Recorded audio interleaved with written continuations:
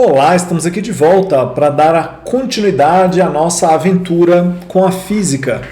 E dessa vez nós vamos falar sobre a evolução das estrelas. Isso aqui complementa aquilo tudo que a gente falou até agora sobre o sistema solar, o espaço e tudo mais. Como de costume, vamos chegando. E a ideia é a seguinte, a gente avaliar a evolução das estrelas, beleza? Então, aqui poderíamos ficar meses falando sobre evolução estelar, mas nós temos aí uma aula para falar sobre esse assunto, beleza? Bem interessante, inclusive. Primeira coisa que a gente precisa compreender é que os átomos que formam o universo, eles são, em princípio, os átomos mais simples possíveis. Então, imagina que toda a matéria do universo tenha se formado lá com o Big Bang, e que você tenha as partículas mais fundamentais de todas surgindo. O que nós temos de partículas mais fundamentais de todas para o nosso contexto? Prótons, que são partículas positivas, e temos também os elétrons, que são partículas negativas. Prótons e elétrons, imagina eles espalhados por aí. São cargas de sinais opostos. Se são cargas de sinais opostos, elas se atraem. Então, prótons e elétrons, eles têm a tendência de atraírem-se mutuamente. Só que prótons e elétrons no Big Bang, eles não foram gerados estáticos, paradinhos, e um vai vir, bater no outro e grudar. Em geral, existe uma relação dinâmica de altíssima energia nesse processo. Por isso que quando um próton encontra um elétron no universo, na verdade o que acontece é que esse elétron começa a orbitar esse próton. E um próton sendo orbitado por um elétron nada mais é do que um átomo de hidrogênio. Então podemos dizer que os átomos que temos jogados por aí no universo são átomos de hidrogênio, exceto aqueles que passaram por algum outro tipo de situação. Que tipo de situação? Imagine que vários átomos de hidrogênio estão por aí pelo universo e um átomo de hidrogênio acaba se aproximando de outro e eles ficam se orbitando e outros átomos vão se aproximando e essa energia vai aumentando e em algum momento esses dois átomos acabam em rota de colisão. Se isso acontece, esses dois átomos deixam de ter somente o átomo de hidrogênio, deixa de ser isso, e passam a ser a molécula de hidrogênio, também escrita aí na forma H2. Então, a molécula é a ligação química entre os dois ali. E é claro que uma molécula num ponto do espaço atrai gravitacionalmente outros átomos que talvez ganhem energia e talvez se choquem e vão se mostrando viáveis para moldar e gerar e produzir mais e mais moléculas em regiões do espaço. E isso vai acontecendo sucessivas vezes e de maneira cada vez mais energética. Mais energética significa com velocidades maiores e choques cada vez mais intensos, até que em algum momento esse choque ele vai ser tão intenso e com tanta energia que o núcleo de um átomo acaba invadindo o espaço do núcleo do outro. E núcleo fazendo coisa com outro núcleo é o que nós chamamos de reação nuclear.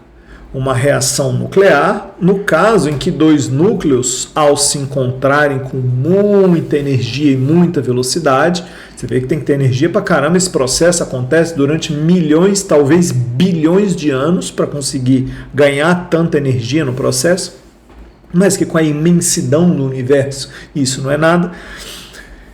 Pode acontecer de haver a fusão de dois núcleos, chamada de fusão nuclear. Quando você funde dois núcleos de hidrogênio, você passa a ter prótons, e para esse núcleo se manter coeso, a coisa tem que ser um pouco mais sofisticada, e além de ter dois prótons, tem que ter dois prótons que previamente acabaram se unindo com elétrons, formando dois nêutrons e dois elétrons orbitando eles. Isso aqui é o átomo de hélio.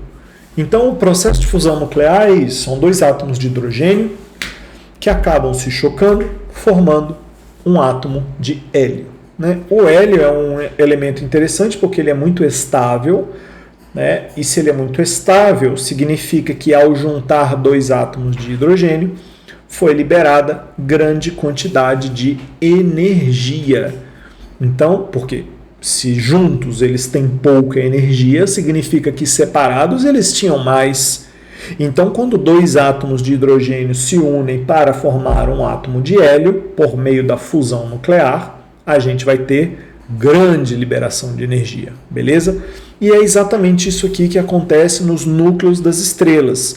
Lá no núcleo da estrela, nós temos constantemente uma região de altíssima temperatura, de altíssima energia, com a gravidade absurda e átomo de hidrogênio se chocando com átomo de hidrogênio constantemente, átomo de hidrogênio e outro hidrogênio. É como se fosse uma grande bomba nuclear explodindo, uma bomba de fusão nuclear, explodindo constantemente durante milhões de anos.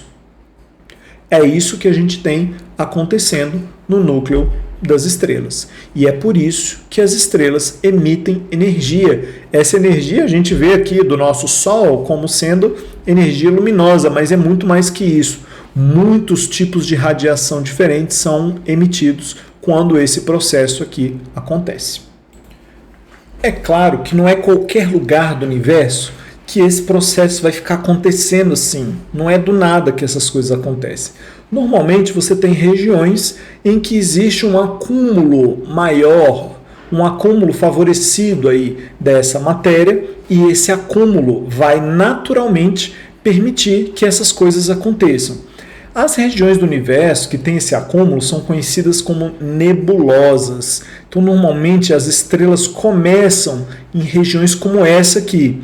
Né? É uma vida real, né? Se for olhar daqui sem um grande telescópio, às vezes tu vai ver um negocinho assim, ó, né? Aí um negocinho assim é uma nebulosa, né? Você imagina lá no meião do céu, tu vai ter que ter um telescópio até bom, né, para ver, né? Isso aqui é coisa de profissional, né? Isso aqui é coisa, né, de grandes centros científicos para conseguir chegar, né, numa coisa com esse nível de detalhamento.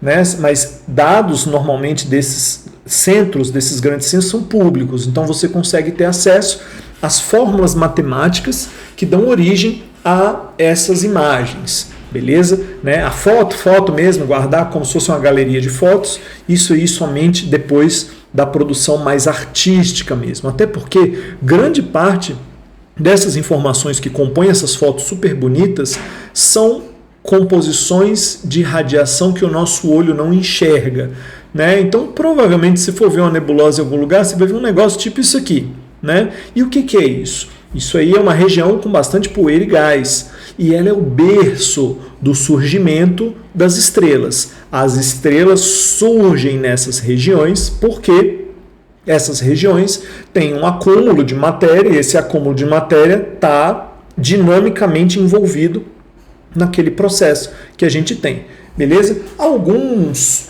pedacinhos de matéria vão se juntando e vão formando uma coisa mais densa que vai trazendo aí com os milhões de anos de atuação, né? Vai trazendo aí a matéria se acumular e tudo mais, mas no momento em que a estrela acende, a gente daqui consegue ter informação, porque aí a luz vai chegar até nós, né? E os astrônomos, eles fizeram um mapeamento de tudo que a gente conhece. Você vê constantemente vários pontos do céu sendo descritos. É uma imensidão de informação.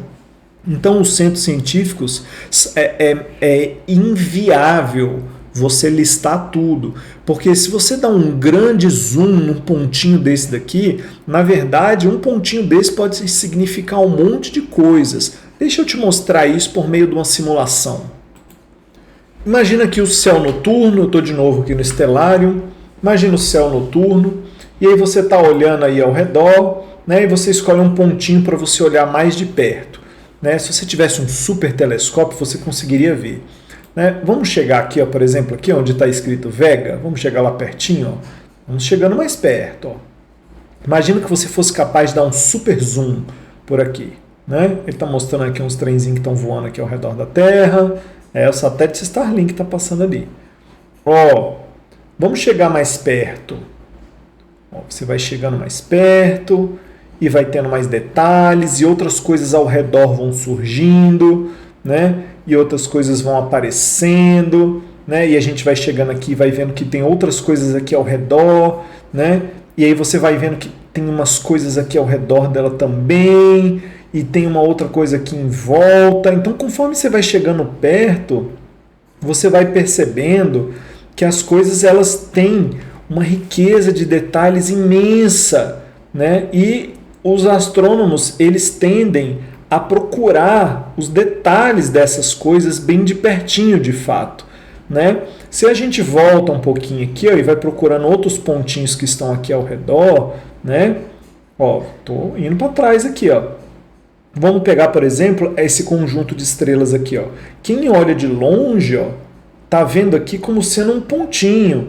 Na hora que você vai chegando mais perto, você vê que na verdade tem mais de um ponto luminoso aqui, né? E que tem outros aí. E se você chega pertinho dele ainda, você está vendo que na verdade são dois que estão orbitando uns aos outros. E se você chega ainda mais perto, a situação acaba se tornando, né, uma situação de revelação de muitos detalhes, né? Então existem muitas fases acontecendo nesse processo, né? Algumas outras estrelas, ó, quando você vai olhar ao redor delas, né, você está vendo assim, que seria uma foto real, né, entre aspas, aí, da simulação, né? Quando você chega pertinho, você vai vendo que a estrela ela tem outras informações.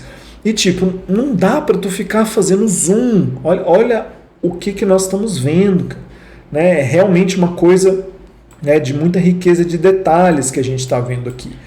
E não dá para você olhar para todos os lugares do universo como esse, né? Com isso, né? Dá para você perceber que algumas regiões, né, tem partes aí com colorações diferenciadas, né? E se você vai chegando mais perto, você vai conseguindo informações sobre detalhes dessas regiões, né? Mas no fundo, a gente só consegue ver mesmo de perto por meio de modelagem matemática, né? Esse simulador aqui, ó, ele usa muitas informações, né, que a gente tem que vieram de outras missões, né, missões espaciais, telescópios que estão fora da Terra, né, até o próprio planeta Vênus, ó, se você chega bem pertinho dele aqui, ó, você tem informações, ó, que é como se fossem fotos reais dele, de fato, né, e você consegue por meio do simulador ter uma noção do que é isso, né, talvez não tanto assim da distância e tudo mais, né, mas você consegue ver que as coisas elas são muito mais complexas do que elas parecem. Então, por exemplo, aqui, ó, a própria estrela Alpha Centauri que a gente está vendo aqui, ó, quem olha de longe vê um pontinho, mas os telescópios lá de fora já conseguiram mostrar para a gente que, na verdade, são duas estrelas orbitando uma outra, né?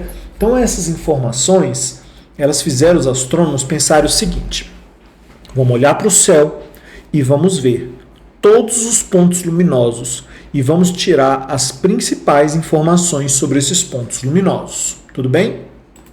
E aí, quais são as informações mais relevantes de tirar de um lugar que você está vendo com essas informações aqui? Você vai procurar informações sobre luminosidade e temperatura. Beleza? Como que você vai fazer isso? Por meio de aparelhos que são conectados as informações que vêm dos telescópios, beleza? Aqui da Terra a gente consegue receber muita informação, principalmente de radiação não visível, das radiações mais baixas. As maiores, as radiações mais intensas, de frequência mais elevada, aqui da Terra não são todas que a gente consegue receber, principalmente micro-ondas, porque elas são radiações que acabam se perdendo na atmosfera. No entanto, a gente consegue fazer um diagrama colocando as estrelas como se fosse uma tabela. Essa tabela é esse diagrama que eu estou mostrando aqui para vocês. As duas letras que você vê aqui, H e R, são as letras que são do nome dos cientistas que são responsáveis aí pelo estabelecimento do padrão que a gente usa para poder descrever as estrelas nesse diagrama. Então, o H é de Hertzsprung e o R é de Russell. Então, o diagrama de Hertzsprung-Russell é o diagrama em que a gente consegue fazer a ligação entre a luminosidade de uma estrela comparada com o Sol e a temperatura da superfície por meio dos parâmetros das frequências que vêm de lá. Então, uma estrela ela não emite somente radiação visível, ela emite radiação numa ampla gama de frequências. E dependendo do tipo de radiação que ela está emitindo, a gente tem uma ideia de como é a atividade naquela estrela. Quando a gente olha para o céu, a gente não consegue ver o andamento do processo que está acontecendo dentro da estrela, porque esses processos eles levam milhões, às vezes bilhões de anos, e um ser humano mal e mal vive sem, né? A humanidade, né, tá olhando para o céu aí, a gente tem registro aí arqueológico aí em coisa de caverna, em uns 40 mil anos. Mas o que é 40 mil anos, cara? É nada, né? Então 40 mil anos aí não dá para nada. Você pensar lá na época dos dinossauros, milhões de anos atrás, né? É uma fraçãozinha de tempo de uma evolução estelar. Então a gente não consegue ver isso acontecendo, né? Então uma analogia que eu gosto muito é a seguinte. Imagina que um grupo, né, de seres inteligentes de fora do planeta Terra olhe para o nosso planeta e esteja tentando descobrir o que é um ser humano. E aí a gente entrega para ele a seguinte informação. A gente pega todos os seres humanos de hoje, todos eles, bota numa fileira assim, ó, e tira uma foto, puf, e entrega. Fala aí, ó, isso aí é a humanidade. O que a gente vai ver nessa foto? Se a gente tirasse uma foto de todos os seres humanos hoje, a gente ia ver bebê, a gente ia ver idoso, a gente ia ver adulto, a gente ia ver adolescente, a gente ia ver gente magrinha, gordinha, branquinha, pretinha, de olho puxado, de olho claro, de olho escuro, de cabelo grande, de cabelo curto. A gente ia ver gente de todos os tipos. E ia estar todo mundo lá naquela foto. Por que eu estou falando de uma foto? Porque mesmo toda a vida de um ser humano é insuficiente para você ver o processo estelar acontecendo, porque são processos que levam milhões de anos. Então, esse diagrama, ele é um retrato daquilo que os astrônomos conseguiram retratar, conseguiram reportar e registrar do universo no momento em que nós estamos. Então, no momento em que nós estamos, existem conjuntos de estrelas em que, se eu recolher a luminosidade e a temperatura na superfície, por meio das análises que a gente faz aí de espectro, se eu conseguir juntar, eu consigo botar essas estrelas nessa tabela, beleza? Essa tabela não fala de caminho, não é o mapa do céu, não. É um grupo de informações num diagrama único. Então, por exemplo, aqui mais para cima, nós temos as estrelas com maior luminosidade. Então, esse traço vermelho que eu estou colocando aqui, ó, são as estrelas mais luminosas, beleza? Aqui, ó, bem no meio aqui, nós temos a luminosidade do nosso Sol, beleza? Todas as estrelas que forem dispostas nessa região, nessa linha vermelha da tabela, elas têm a mesma luminosidade do Sol, beleza? Todas as estrelas desse diagrama que estão bem aqui, ó, nessa linha azul, elas têm a mesma temperatura da superfície do Sol. Então, por exemplo, a gente tem aqui, ó, estrela Polaris, tá aqui na tabela, ó. A estrela Polaris, ela é grande, hein? A estrela Polaris, ela é, olha aqui, ó, 10 ao cubo, de 1000 até 10.000 vezes mais luminosa do que o Sol. Aqui, ó, nós temos as estrelas que têm o raio do Sol, aqui 10 raios do Sol e aqui 100 raios do Sol. Então ela tem entre 10 e 100, mais perto de 100 raios solares. Então ela é tipo assim, umas 80 vezes maior que o Sol, tem a mesma temperatura, mas tem mais luminosidade. Isso faz muito sentido. uma estrela com mais raio, uma estrela maior com a mesma temperatura, tem maior luminosidade, estamos aí a informação, com estrela Polaris. É isso que essa tabela quer dizer. Beleza? Aí a gente pode pegar outras estrelas aqui, ó, como referência. Ó, vamos pegar aqui, ó, Betelgeuse. Betelgeuse está na linha aqui, ó, de 1000 vezes o raio do Sol. Então ela é tipo 1000 vezes maior do que o Sol. E ela tem uma temperatura mais baixa, aqui, ó, mais perto de 3000 Kelvin, né? 3000 graus, 3000 Kelvin, mais ou menos a mesma coisa. E ela tem uma luminosidade, ó, 10 a quarta é 10.000, ó, mais de 100.000 vezes mais luminosas que o Sol. Então, a Betelgeuse, de acordo com essa tabela, ela é mais de 100.000 vezes mais luminosa que o Sol, mas ela é menos quente do que o nosso Sol, que o nosso Sol, a temperatura dele é 6.000 e Betelgeuse é um pouco maior que 3.000. Vamos pegar outras estrelas aqui, ó, que a gente pode pegar, ó, a estrela Beta Centauri. Ó, Beta Centauri é uma estrela de muita temperatura, quase 30.000 Kelvin. Então, 5 vezes mais quente do que o Sol. E ela é uma estrela que tem em torno um pouco mais de 10 vezes o raio do Sol. Então, uma estrela 10 vezes maior.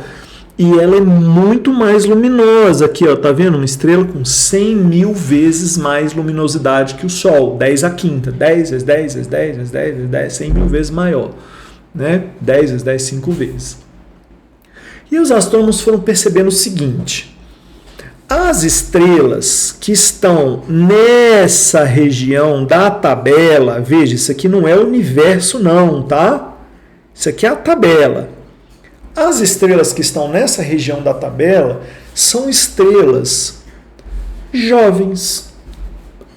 Se você pegar o ciclo estelar completo, o tempo total de existência, desde o momento em que a estrela ascende até o momento em que as outras fases vão aparecendo, essa região aqui da tabela do diagrama HR, do diagrama Hertzsprung-Russell, isso aqui chamado de sequência principal, é o grupo de estrelas que provavelmente surgiu não faz tanto tempo assim, mas elas ainda não estão envelhecendo. As estrelas vão envelhecendo e quando elas vão envelhecendo, a temperatura delas e a luminosidade vai levando essas estrelas para fora dessa região do diagrama HR. Então, uma estrela que esteja aqui, por exemplo, a própria Betelgeuse ou Antares, que está aqui do lado, são estrelas que já não estão mais nessa fase. Isso significa que elas estão em outras fases da evolução estelar. Que outras fases são essas? Ora, hidrogênio queima, vira hélio. Hidrogênio queima, vira hélio. Hidrogênio queima, vira hélio. Está lá, hidrogênio, consumindo hidrogênio. E tudo virando hélio. Cara, uma hora esse hidrogênio começa a acabar. Quando esse hidrogênio começa a acabar, a temperatura e a luminosidade da estrela vão mudando. E ela vai ocupando outros lugares dessa tabela. Ela está lá no mesmo lugarzinho dela, mas a temperatura e a luminosidade vão mudando. Vão mudando como e por quê? Ora, uma hora o hidrogênio vai acabando. Quando ele começa a acabar, você começa a ter o hélio formando outros metais mais pesados.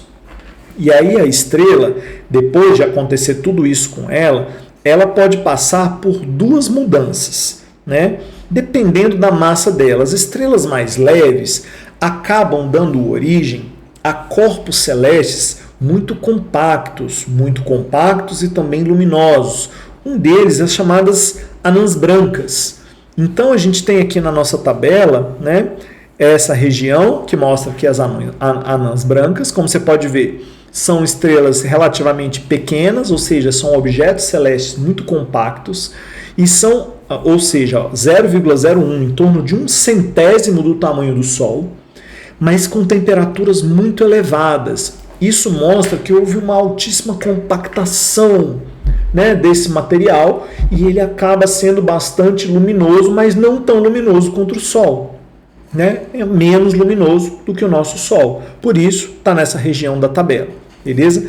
Existe um grupo de estrelas, contudo, que quando ela vai se compactando e tudo mais, vai formando outros elementos, dependendo do tipo de matéria que tem ali na região, ela pode formar outros corpos celestes. Um desses corpos celestes, também muito famoso, é chamado aí de estrela de nêutrons. Estrela de nêutrons. Uma estrela de nêutrons nada mais é do que um corpo celeste em que houve tamanha compactação que é como se os prótons e os elétrons se juntassem e o átomo já não tivesse mais espaço vazio. Por isso estrela de nêutrons, porque junta o próton com o elétron fica neutro. Esses corpos celestes, eles são muito luminosos, eles são super compactos e eles são muitas vezes decorrentes de processos que acontecem depois da principal sequência de evolução estelar. Então, como acontecem as estrelas de nêutrons? As estrelas vão consumindo o material que está ali ao redor e vão formando corpos celestes maiores, muitas vezes gigantes, podem chegar algumas até a supergigantes. E quando isso acontece, existem dois tipos de colapsos possíveis. Aí a estrela pode implodir, porque a gravidade venceu aquela explosão nuclear das reações que estão acontecendo aí dentro, e aí, se ela implode, ela vira anã branca, mas ela pode explodir num fenômeno chamado de supernova. E a supernova pode dar origem a estrela de nêutrons e também pode dar origem a um outro tipo de corpo celeste, mas com uma massa tão grande, tão compacta e tão gigante, num espaço tão curto, que nem mesmo a luz consegue sair dessa região. Esses são os famosos buracos negros. Então, um buraco negro nada mais é do que um objeto celeste decorrente do colapso de uma estrela após uma supernova. Então, a supernova é um fenômeno que vai acontecer, é uma grandíssima explosão, né? Se a explosão que está tendo lá no Sol, explosão de bomba nuclear, de fusão, a supernova é tipo um negócio absurdo. E quando ela acontece no céu, a gente passa às vezes 1, 2, 3, 4, 5 semanas vendo uma luminosidade anormal num certo lugar. Existem registros aí antigos, né? Quando eu falo antigos, estou falando de décadas, não séculos muitas vezes atrás, em que grandes luminosidades foram reportadas, e isso coincide com ciclos estelares e que podem ter levado aí à existência de fenômeno de supernova. Então, quando ocorre uma supernova, o mundo inteiro aponta seus telescópios para lá para tentar ver o que está acontecendo, porque são fenômenos que a gente não consegue prever quando eles vão acontecer. Betelgeuse, por exemplo, já está numa fase em que ela está prestes a explodir. E a gente vê essa explosão. Né? Mas isso pode acontecer agora, pode acontecer semana que vem, pode acontecer daqui 5.000 anos. Né? Porque nossos processos de medida ainda não são tão precisos a ponto de a gente conseguir saber em dias, meses e anos quando uma coisa acontece. Sabemos naturalmente que Betelgeuse há muitos milhões, bilhões talvez, de quilômetros de distância e provavelmente esse fim já aconteceu. A gente só está esperando a luz desse fenômeno chegar até nós. Né? Mas nós não temos como prever que esse tipo de fenômeno vai acontecer. Então, quando ele acontece, ele é um grande fenômeno. Provavelmente, se Betelgeuse realmente der origem a uma supernova, enquanto nós vivermos, provavelmente todos os jornais do mundo inteiro vão falar sobre esse assunto, porque vai ser uma grande descoberta para a humanidade. Conseguir presenciar o fim de uma estrela super famosa, que todo mundo no mundo inteiro consegue olhar para ela, aí, né? E uma estrela muito eminente, muito estudada, e a gente vai conseguir finalmente ver o que acontece depois que uma estrela explode, né? Ou implode, se você quiser pensar dessa forma. Então, Betelgeuse é um exemplo de estrela que a gente sabe que já deu a hora dela, ela já passou do período de sequência principal, ela já cresceu devido ao fato aí de estar tendo fusão nuclear com elementos maiores, né? E quando a estrela dá realmente origem a esse fenômeno da supernova, né, ela espalha poeira pelo universo inteiro ali ao redor dela e sobra no lugarzinho onde ela estava, né, ou uma estrela de nêutrons, ou se ela for muito grandona, pode sobrar aí um buraco negro. E como é que a gente sabe que tem um buraco negro ali? Porque você vê as coisas orbitando um vazio de onde não vem luz nenhuma. Né? Então muitas vezes você fala assim, não, deve ter um objeto ali. E para essa atração gravitacional tão grande, esse objeto deve ser aí um buraco negro. Beleza?